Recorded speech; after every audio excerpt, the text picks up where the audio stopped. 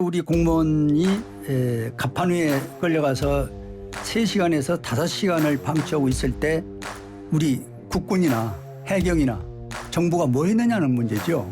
이 NLL 북쪽입니다. 우리 영역 밖에서 일어나는 사안이기 때문에 어떻게 할 길이 없어요. 경고방송을 했어야 됩니다. 우리 측에서. 물론 경고방송을 해가지고 우리 국민이 넘어갔으니까 돌려보내라든지 이렇게 할 수 있는데 바로 대북 첩보 자산들이 드러나는 상황이 됩니다. 우리 공무원이 이렇게 희생을 당하고 있는 처참한 상황이 오는데 그냥 먼 데서 구경만 하고 있단 말이에요. 소총 사격을 하겠습니까? 포를 쏘겠습니까? 그럴 수 있는 건 전혀 아니거든요. 네, 한국 정치를 풀어내는 토론사이다. 여의도 중계석 시간입니다. 여의도 정치 상황을 누구보다 명쾌하게 풀어주실 두 분 함께하십니다. 자, 더불어민주당의 설훈 의원 나오셨습니다. 안녕하십니까? 예, 민주당의 설훈입니다. 예, 자 국민의힘 홍문표 의원 함께하십니다. 안녕하십니까? 국민의 홍문표 의원입니다. 예, 이게 먼저 이 문제 먼저 짚어야겠습니다. 네. NLL 인근 해상 북한 쪽에서 40대 우리 남한의 공무원이 북한군 총격받고 숨졌습니다. 그리고 이걸 또 이렇게 참 말이 좀 끔찍한데요. 해상에 화형을 당했습니다. 화형이라 할 수 그렇고 화장을 당했습니다. 자, 이 관련해서 이제 야권에서는 문재인 대통령은 유엔 총회 기조연설의 한반도 종전 선언을 문제 삼고 있고요. 자, 이 사실이 대통령의 유엔 연설 이후에 알려졌다는 점에 석연찮은 구석이 있다는 건데, 어떻게들 보십니까? 네, 이거 뭐 전형적인 부당한 정치 공세인데요. 이 문재인 대통령 유엔 기조연설은 코로나 때문에 녹화 중계했습니다. 네네. 녹화를 했고 이 15일 날 녹화돼 가지고 18일 날 유엔으로 보냈습니다. 네. 그리고 뭐 연설을 전면 취소하지 않는 한 수정을 못 하는 거죠. 예. 그냥 보냈으니까. 그래서 수정을 할 수 있는 상황이 아니었고 문 대통령이 도발을 알고 예. 연설했다. 이 얘기는 전혀 아니죠. 뭐 정치적인 이 공세에 지나지 않는 어떻게 보면 가짜 뉴스 비슷한 내용입니다. 예. 예, 전혀 사실하고는 다릅니다. 그래서 이게 자세히 보면은 9월 20일 낮에 해경의 실종 신고가 접수됐습니다. 12시 한쯤 돼가지고. 예. 그리고 바로 실종 수색을 했고 그래서 군이 갖고 있는 여러 가지 정보 자산들을 동원해가지고 22일 밤에 돼가지고 이게 총격 사살 당했다라는 정황을 이제 파악을 했죠. 예. 그리고 그러니까 이제 밤 11시쯤 돼가지고 20일 밤 11시쯤 돼서 이제 국방장관에 보고됐고 그리고 1시쯤 23일 이제 하루 넘기고 바로 몇 시간 뒤에 23일 새벽 1시 돼서 관계장관 회의가 소집됐죠. 예. 또 23일 관계장관 회의하는 시간에 유엔에서 이 녹화 연설이 진행이 됩니다. 예. 그러니까 뭐 어떻게 할 길이 있는 상황이 아니었죠. 그런 상황이기 때문에 뭐 이 사실을 가지고 대통령이 알고도 그런 얘기를 했다는 얘기는 네. 맞지가 않고요. 이미 진행되는 과정을 쭉 진행할 수밖에 없고 예. 유엔에서 뭐 우리가 이러니까 이거 바꾸자 이렇게 할 수 없는 것 아니겠습니까? 그래서 이 군이 갖고 있는 정보 자산들이 있습니다. 예. 뭐 휴민트도 있고 영상 장비도 있고 위성도 있고 여러 가지 장비들이 있는데 이걸 이제 다 쫙 맞춰가지고 각각 하나씩 들어오는 정보들을 네. 짜 맞추기듯이 하죠. 예. 그래서 다 정치를 해보니까 다 파악을 해보니까 이게 시간이 꽤 오래 걸리죠. 예. 이쪽 정보 이쪽 다 모아가지고 최종적인 결론을 내리니까 그렇게 된 건데 어찌됐든 간에 이건 북한의 이런 그 만행이죠. 전형적인 만행입니다. 예. 용납할 수가 없죠. 그래서 이 사실에 대해서는 북이 어떤 형식이든 사과를 하고 그리고 책임자에 대한 처벌을 하도록 우리가 요구를 하고 있습니다. 예. 북은 아직까지 뭐 닦고 있습니다. 예. 아무런 반응이 없어요. 예. 네. 자, 뭐 석연찮다 뭐 이런 얘기하는 부분에 대해서 일단 홍 뭐 교수도 그건 말씀. 전혀 있을 수 없는 이야기입니다. 예. 이 문제는 뭐 유엔 연설이 후냐 네. 아니면 전이냐 하는 문제는 아주 작은 문제고 이거는 따져보면 나오는 문제고 예. 결과적으로 정부와 청와대에서 발표한 바와 같이 용납할 수 있는 만행이란 말이에요. 예. 이 상상할 수 없는 일이 지금 벌어졌단 말이에요. 그런 후의 대책이 이 정부나 청와대나 대통령 한 일이 있느냐. 네. 지금 전혀 없잖아요. 그저 북한의 통신문을 띄웠는데 답이 없다. 이 시간까지 그 소리만 지금 하고 또 상상할 수 없는 일이 벌어졌다. 또 저렇게 할 줄은 몰랐다. 지금 이 얘기가 답입니다. 그렇다면은 최소한도 나는 이렇게 엄청난 상상 모드는 비극이 벌어졌다면은 대통령께서 전군에게 비상령을 내려줘야 됩니다. 그리고 국민에게 메시지를 대통령이 한번 쫙 정리를 해줘야죠. 이러이런 문제는 이렇게 했는데 상황이 이렇다. 국민 여러분 이해를 하십시오. 그러나 전군은 빈틈없이 조금 더 이 국토 방위에 허점이 없을 겁니다. 네. 이렇게 정도로 대통령이 메시지 전달을 하고 이 수습 방법을 이렇게 가져야 되는데 그런 것이 지금까지 보이지 않는 것이 과연 문재인 대통령의 역할이 우리나라에 지금 있는 것이냐. 또 집권당이나 정부가 과연 이렇게 방치하고 그냥 시간 노릇만 이게 지금 유엔에서 하기 전에 했냐 안 했는데 유엔도 그렇습니다. 우리나라 연설문을 네. 이거 간접적으로 알아보니까 5시간 전이면 고칠 수 있대요. 5시간 전에요. 네네. 국제적인 뭐 관리는 그렇지 않다 하더라도 우리의 이런 긴급한 상황이 벌어져서 연설문을 좀 고쳐야 되겠다. 그렇다면 고칠 수 있다는 겁니다. 그런데 이미 녹화했기 때문에 못 고친다. 그건 좋습니다. 난 여기서 이렇게 우리 공무원이 갑판 위에 끌려가서 3시간에서 5시간을 방치하고 있을 때 우리 국군이나 해경이나 정부가 뭐 했느냐는 문제죠. 그러면 저는 이 부분을 조치했다면은 저는 이 기름을 붓고 불을 태우는 이런 상상 못할 일은 벌어지지 않았다. 무슨 일이냐. 이 경고방송을 했어야 됩니다. 네. 우리 측에서. 이 방송은 흔적이 아직까지 물어보니까 전혀 없거든요. 그다음에는 함대가 접근을 해야죠. 우리 공무원이 네. 이렇게 희생을 당하고 있는 처참한 상황이 오는데 그냥 먼 데서 구경만 하고 있단 말이에요.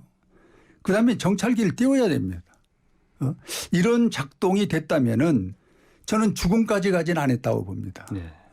이런 것이 저는 대통령이나 또 이 정부가 아직 미흡한 상태에서 북한의 답만 기다리며 지금까지 하늘만 보고 있는 모습이 참으로 안타깝고 이 국민의 한 사람으로서 분노를 느끼지 않을 수 없다는 것입니다.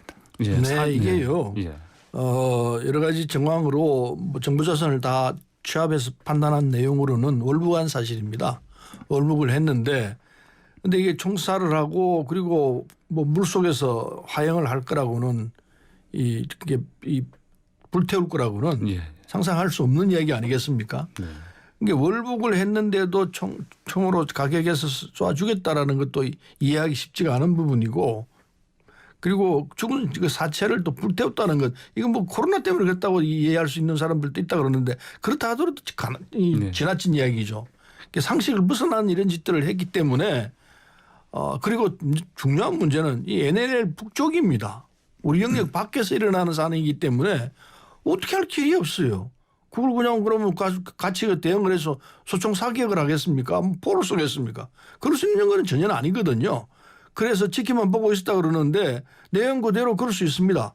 물론 경고방송을 해가지고 우리 국민이 있는 거 같으니까 돌려보내라든지 이렇게 할 수 있는데 그것도 바로 대북 첩보 자산들이 드러나는 상황이 됩니다. 그럼 군으로서는 그렇게 쉽게 할 수 있는 사안이 아니에요. 그렇다고 해서 정군을 비상동원을 해가지고 경계태세를 강화하라 이런 이야기도 이것도 경우에 맞지 않는 상황입니다. 그는 이 상황에서 판단 자체에서 일테면은 경고방송을 한다든지 이런 부분도 쉽게 할 수 있는 부분이 아니라는 게 어제 우리 국방위원회를 했습니다.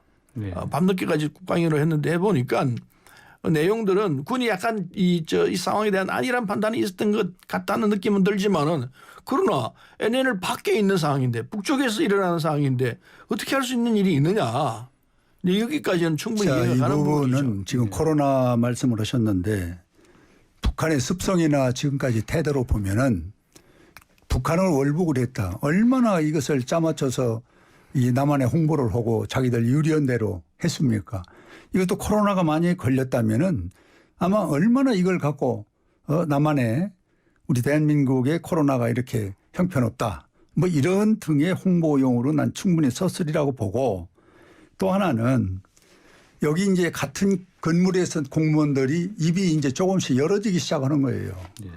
그것이 이제 인용을 네가 간단히 한다면은 그동안에 자기들 근무했던 사람들이 이 해상에서 이 승선했었던 분들 코로나가 걸린 분이 없답니다.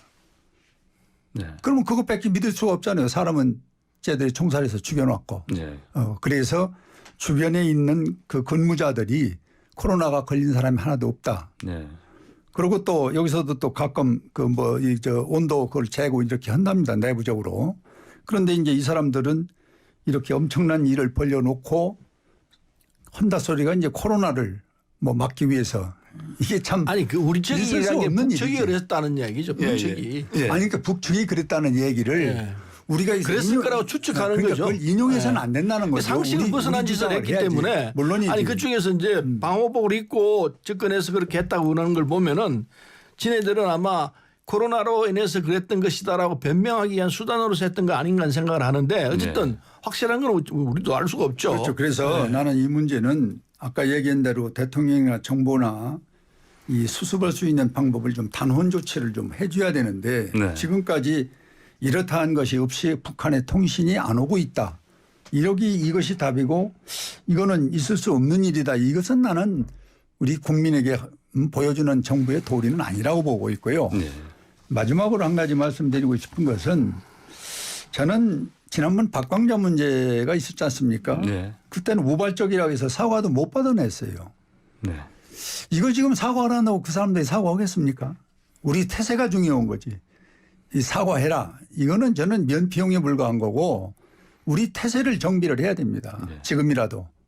그것이 난 가장 급선무고 그래서 국민에게 국군이 살아있다는 걸 보여주고 국가가 무슨 일을 하고 있다는 걸 국민에게 보여주는 이런 수습의 대응 방법이 지금은 필요하다. 이렇게 생각합니다. 근데 이 사안에서 우리가 이 한 가지 대단히 아쉽고 그리고 이런 문제를 사전에 예방할 수 있는 장치가 있었는데 예. 그게 이제 군사 핫라인이었거든요. 네. 네. 예.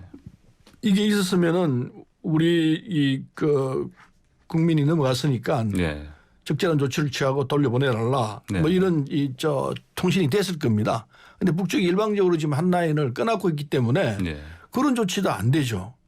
그러니까 이게 한라인이 참 중요하구나 하는 걸 다시 이제 이번 상황에서 알게 되는데 9.19 군사 합의 조치가 다시 이 재가동되도록 하는 것이 남북 평화를 위해서는 제일 먼저 해야 할 작업이라는 게 이번 사건에서 주는 일종의 교훈이라고 볼 수 있죠.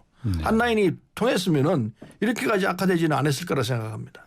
이 한라인 문제도 뭐 많은 분들이 논쟁을 합니다마는 우리 당사자끼리 개통을 해서 필요할 때 전신 통화를 하는 거 아닙니까? 그런데 이 한라인이 지금껏 우리가 필요할 때 연락한 적은 없어요. 저쪽에서 필요하면은 연락이 되고. 그건 그렇지 않아요. 필요 그건 없으면 아닙니다. 끊고. 우리 일일이 다 보고를 안 해서 그렇지. 아니 수시로 그때 통화를 했고 보고를 어디까지 하는지는 몰라도 그게 이제 수시로 한라인이 통화가 지금은 단절돼 있는 사안이기 때문에 그래서 이런 상황이 일어나기 때문에 그러니까 북측도 느끼고 있을 거예요. 이번에도 통화가 개통이 평상시처럼 돼 있었다면은 이 한라인이라는 건 국가 간에 아주 중요한 라인 아닙니까?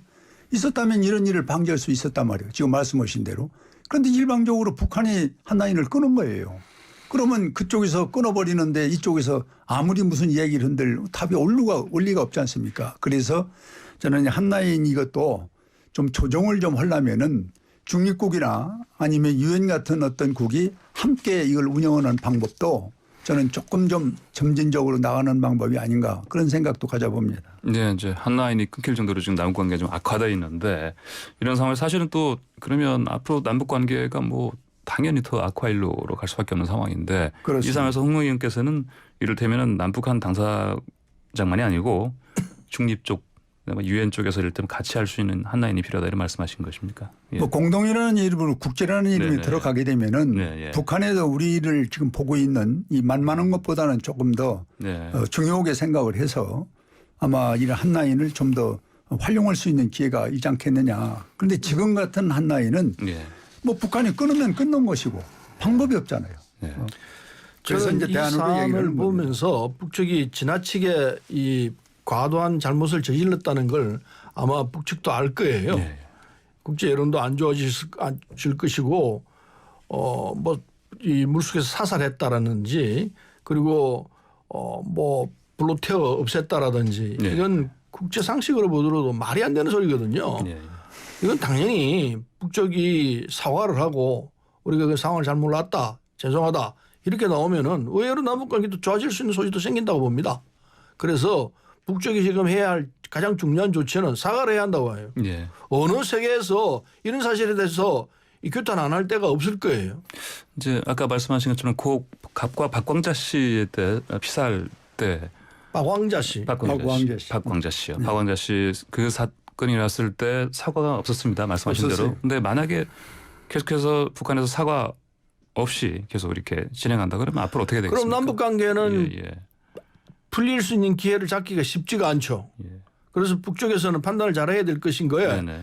이게 경우에 따라서는 남북 관계를 좋은 쪽으로 만들 수 있는 소지도 생긴다고 생각합니다. 예. 사과한다면은 과감하게 사과하고 우리가 잘못했다. 그러니까 이거는 우리 판단 착오다. 이렇게 된다면은 전혀 상황이 또 완전히 역전될 수 있는 소지도 있다고 생각합니다. 예, 그 박광자 씨 사례 때처럼 이렇게 그냥 사과 없이 갈 게 아니다 이런 말씀이십니다. 지금 예. 저 서 의원 말씀대로 사과를 하면은 그것도 새로운 어떤 모멘트가 형성이 되겠죠. 그런데 이 사과한다고 역전이 될 수는 없습니다. 사람이 죽어 있고 이 대한민국 국민이 이런 수모와 수치를 당하고 있는데 그걸 뭐 사과 한마디로다가 해결될 수는 없고 우리가 더 촘촘한 경계태세 그리고 국방에 대한 어떤 여러 가지 전방과 후방의 이 전후방의 그 시스템이 네, 네. 좀 더 동시에 일사불란하게 작동할 수 있는 이런 시스템이 난 우선적으로 이번 기회에 우리가 정비를 해야 된다. 네. 그렇게 말씀을 드립니다. 시스템을 이번에 우리가 준비해야 된다. 네, 알겠습니다.